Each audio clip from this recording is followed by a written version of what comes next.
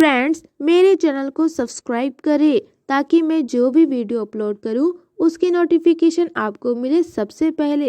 एक बार की बात है, एक जंगल में एक मठ था जहां दूर दूर से लोग शिक्षा प्राप्त करने आया करते थे। उसी मठ में 4 सन्यासी रहते थे। ये चारों बहुत अच्छे दोस्त थे। ये सब धर्म की शिक्षा लेने यहाँ आए थे, तभी से ये मठ में रहने लगे। एक दिन उनके गुरु उन्हें मौन व्रत करने के फायदे बता रहे थे। आज हम मौन व्रत के बारे में जानेंगे। जब भी कोई व्यक्ति निश्चय कर ले कि वो कुछ दिनों तक किसी से नहीं बोलेगा और किसी से बात नहीं करेगा तो उसे मौन धारण कहते हैं।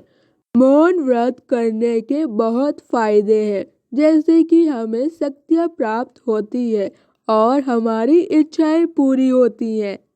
मौन व्रत के विषय में जानकर चारों सन्यासी को बहुत अच्छा लगता है।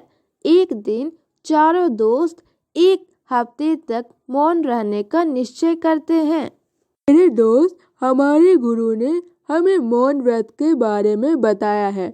उसे सीखने के लिए हमें मौन व्रत रखने की जरूरत है, तभी हमारा अभ्यास होगा और हम अच्छे से सीख पाएंगे। तुम बिल्कुल सही कह रहे हो। हमें भी तो पता चले कि हम कितने दिन तक मौन रह सकते हैं। लेकिन हम ये मौन व्रत कितने दिनों तक के लिए रखेंगे? हम 1 हफ्ते तक मौन रखेंगे। हमें किसी से कोई भी बात नहीं करनी है। 1 हफ्ते तक हम किसी से कुछ नहीं बोलेंगे। इस 1 हफ्ते में उन्होंने ठान लिया कि वो किसी से कुछ नहीं कहेंगे और चुपचाप अपना काम करते चले जाएंगे। और इस तरह अगले दिन से वो चुपचाप अपने अपने कामों में लग जाते हैं। कोई किसी से कुछ नहीं बोलता है। दोपहर में भी वो चुपचाप खाना खाते हैं और उसके बाद थोड़ा आराम करते हैं। वो सब अपने मौन व्रत के अनुसार चुपचाप टहलने के लिए निकलते हैं। इस प्रकार पूरा दिन बड़े आराम से गुजर जाता है। जब शाम हुई तो उन्होंने भोजन किया और रोज की तरह अपने कक्ष में ध्यान करने चले गए। उस समय बिजली नहीं थी, इसलिए वो मोमबत्ती जलाकर बैठ जाते हैं। जब 1 घंटा बीत जाता है, मोमबत्ती टिमटिमाने लगती है।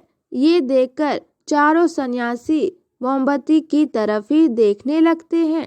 अचानक ऐसा लगता है कि मोमबत्ती जो है वो बुझ जाएगी।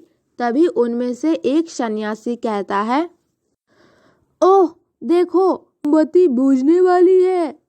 अरे, तुम्हें याद नहीं है क्या? हमें बात नहीं करना था। तुम दोनों क्या बोल रहे हो? हा हा हा, मैं जीत गया। मैं अकेला हूँ जो बिल्कुल भी नहीं बोला। और इस तरह से चारों सन्यासी एक दूसरे को देखने के चक्कर में अपना खुद का मौन व्रत भूल जाते हैं और अपना मौन व्रत तोड़ देते हैं।